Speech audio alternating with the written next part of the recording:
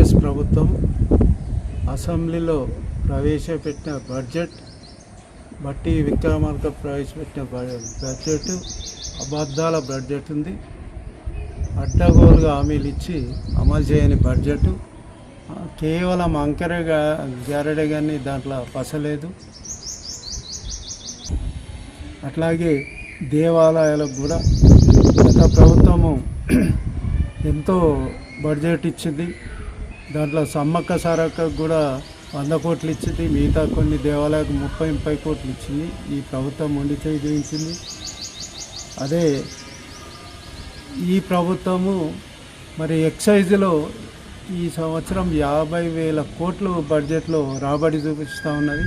అంటే తెలంగాణ ప్రజలను మరి మత్తులో నింపుతుంది. ఇప్పటికే బీల మీద 15% పెంచారు, ఇంకా లిక్కర్ మీద పెంచి గత ప్రభుత్వం కేసీఆర్ ప్రభుత్వం ఏమో 34 కోట్లు ఉంటాయి. ఈ ప్రభుత్వం 50,000 కోట్లు ఓన్లీ ఎక్సైజ్ మీద రాబడి రావాలని చెప్పడం జరుగుతున్నది. ఇది చాలా దగా, చాలా మోసం. మరి తెలంగాణ ప్రజలందరినీ మత్తులో ముంచడమే రేవంత్ రెడ్డి ప్రభుత్వ లక్ష్యంగా భావించవచ్చు.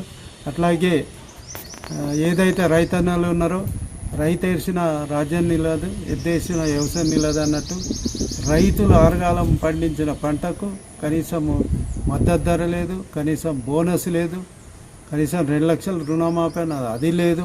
ఏదో 25-30% మాఫ్ చేసి చేతులు దులుపుకున్నారు.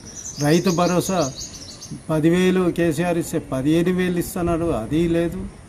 మరి రైతులకు నీళ్లు గతంలో ఏదైతే ఆంధ్ర వలసవాదులు ఏదైతే తెలంగాణకు వివక్ష చూపించారో, తెలంగాణ వెనుకబడ్డ ప్రాంతం అన్నారు. కాదు, వెనుక వేసిన ప్రాంతం ఆంధ్రలో వెనుకేసారు కాబట్టి వెనుకేసిన ప్రాంతంగా భావించవచ్చు. ఇప్పుడు అదే రేవంత్ రెడ్డి మరి తెలంగాణ రైతులను వెనుకేసిన మనిషి ముఖ్యమంత్రి రేవంత్ రెడ్డి. ఎందుకంటే నీళ్లుండి పొలాలన్నీ 1000 ఎకరాలు, లక్షల ఎకరాలు ఎండగొడుతున్నా అంటే ఆయన రైతులకు వ్యతిరేకమని ఈ సందర్భంగా చెప్పక తప్పదు.